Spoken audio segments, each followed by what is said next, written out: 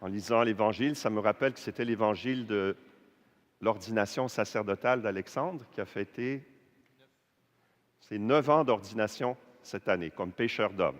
Amen.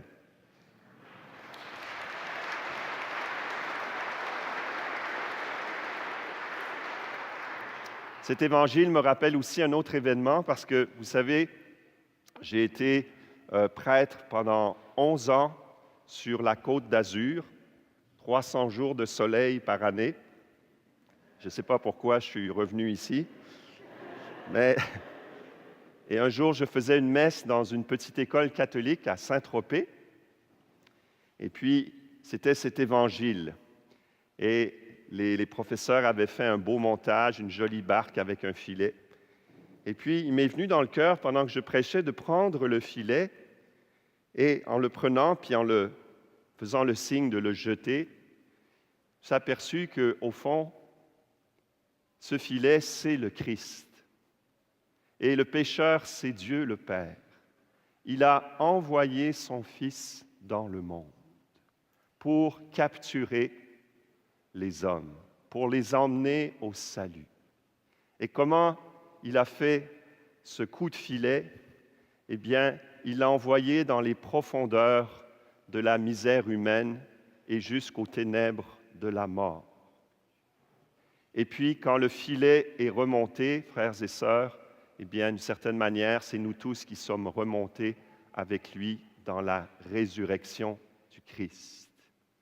Dieu a envoyé son Fils dans une telle profondeur, c'est un grand théologien qui s'appelle Urs von Balthasar qui disait « Dieu, le Christ est descendu si bas que désormais toute chute est une chute en lui. Et par sa résurrection, il peut faire remonter dans la lumière du salut une multitude d'hommes et de femmes qui vont croire. Croire à quoi? Eh bien, à la proclamation du salut, parce que l'Église, depuis 2000 ans, ne cesse de jeter ce filet de la prédication, ce filet du kérygme, qui veut dire proclamation de la bonne nouvelle. Et si vous prenez vos Bibles, si vous les avez apportées ou si vous avez un Nouveau Testament dans la main, on peut aller dans la première lettre aux Corinthiens, au chapitre 15. Vous connaissez le truc pour vous repérer dans les lettres de Saint Paul? L'ordre des lettres de Saint Paul, c'est rococo, gaïphi, coltété, titite, filet. Alors, ce n'est pas du code morse, là, du morse code. Mais vous pouvez déjà apprendre par cœur le début. Rococo, gaïphi. Rococo, gaïphi. Romains, Corinthiens, Galates, Éphésiens, Philippiens. Rococo, gaïphi. Donc, on est dans le premier co des deux cocos. Au chapitre 15, Saint Paul nous dit « Je vous rappelle, frères, l'Évangile » au verset 1 que je vous ai annoncé et à la fin du verset 2 « Sinon, vous auriez cru en vain. » Donc, c'est assez étonnant de voir d'abord que quand Paul parle de l'Évangile, il ne parle pas de ce qu'on parlerait spontanément. Si quelqu'un vous disait quel est le message essentiel de l'Évangile, si vous demandez ça à un chrétien, un catholique, il va certainement vous répondre quelque chose comme aimez-vous les uns les autres. Mais ce n'est pas spontanément, je pense, pour beaucoup d'entre nous, la réponse qui va venir de dire Christ est mort pour nos péchés.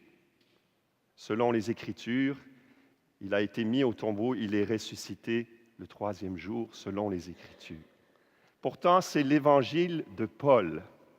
Paul dit ailleurs, dans la 2e lettre à Timothée, il dit « Souviens-toi de Jésus-Christ ressuscité d'entre les morts, voilà mon Évangile. » C'est assez résumé. Donc, pour Paul, la bonne nouvelle, c'est que le Christ est mort pour nos péchés et ressuscité pour notre justification. Le reste vient après. Je vous ai transmis ce que j'ai moi-même reçu. Paul parle aux Corinthiens. Corinthe, c'est une ville assez rock'n'roll à l'époque. C'était un port quelque part dans le Péloponnèse, c'est-à-dire le sud de la Grèce, un port que les Romains avaient détruit puis recréé. C'est un lieu de beaucoup d'échanges. Il y avait beaucoup de choses pas très catholiques qui se passaient dans cette ville. Puis il y avait aussi un brassage de toutes sortes de religions. Mais ce qui dominait à l'époque, c'était la culture grecque. Un peu comme nous, on est dans la domination de la culture américaine, on peut dire aujourd'hui, même si on a notre culture propre. Et dans cette culture grecque, il y a deux idées fortes. D'abord, la mythologie, qui sont des histoires qu'on a inventées pour expliquer les grands drames humains, la condition humaine, et donner une certaine sagesse. Et une autre qui est très importante, qui vient surtout de Platon, c'est que, au fond, c'est un dualisme. C'est que dans l'être humain, il y a deux principes. Le principe corporel, le principe spirituel, ils sont comme séparés. Et le corps est comme le tombeau de l'âme, dit Platon. Alors, quand saint Paul arrive à Corinthe, il dit que le Christ est vraiment ressuscité, qu'il est vraiment allé au tombeau, qu'il s'est montré, si vous regardez au verset 3, il est apparu à Képhas, c'est l'autre nom de Pierre, puis aux 12, 500 frères à la fois, et finalement à moi-même l'avorton. Paul veut montrer que notre religion chrétienne n'est pas une mythologie. C'est un événement historique. La résurrection a été constatée par des hommes et des femmes qui, même, dit Pierre, ont mangé et bu avec lui après sa résurrection, ou qui ont palpé son côté comme Thomas, et qui peuvent rendre témoignage de cette vérité de la résurrection.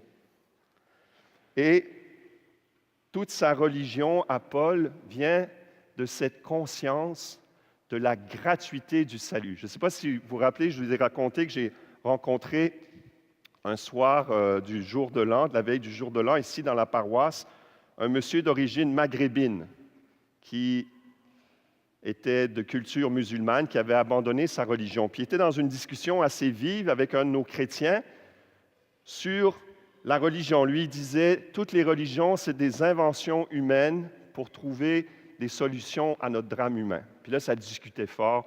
Puis c'était le genre de discussion intellectuelle, vous savez, où les gens ne s'écoutent pas vraiment, et puis on ne s'en sort pas, quoi.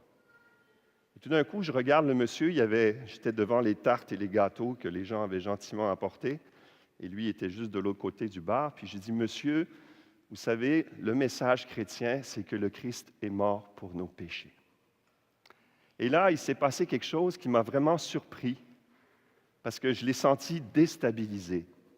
J'ai senti que là, il descendait de sa tête dans sa conscience. C'est-à-dire qu'en disant « le Christ est mort pour tes péchés », je sentais qu'en lui résonnait sa conscience.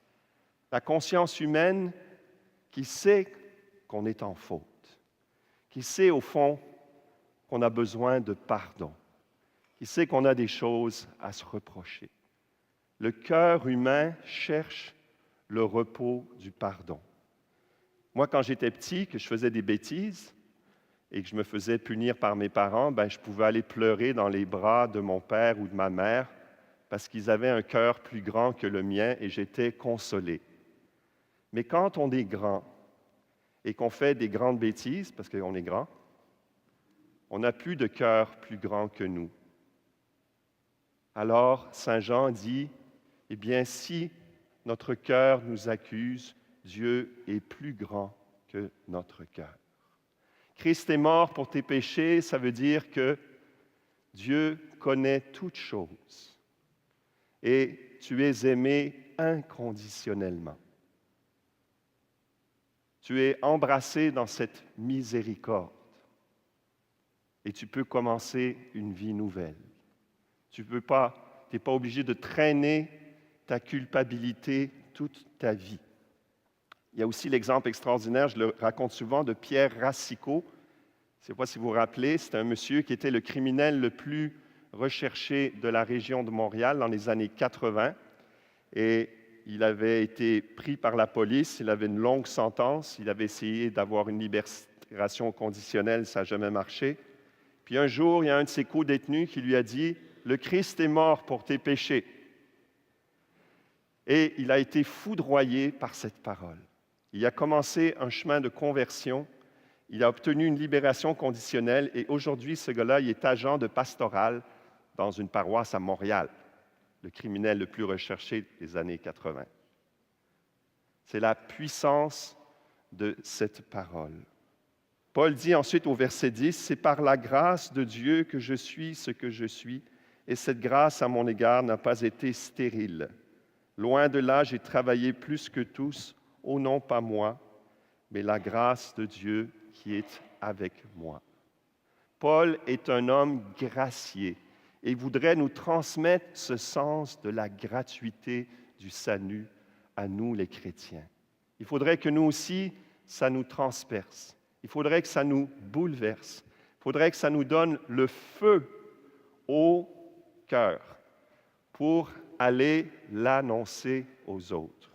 Et je remarque dans la première lecture que Isaïe, vous savez, a eu les lèvres brûlées par le tison qui était sur l'autel.